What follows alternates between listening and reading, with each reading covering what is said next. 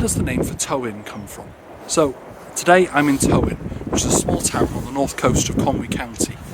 The name is really simple. Towyn in Welsh literally means sand dunes or an area of sandy coastline.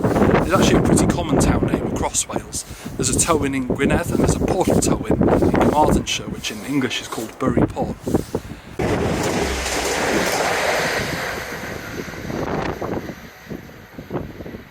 Now, the word Tywyn is either related to the word Tywyn, which means a hill, or Tywod, which means sand in Welsh. So you could think of the town name as literally meaning something like the sand dunes or the sands.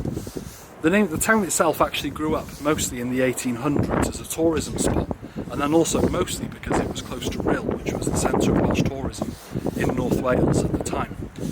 Anyway, diolch. Subscribe for more, check out my Patreon, and I'll link in my bio.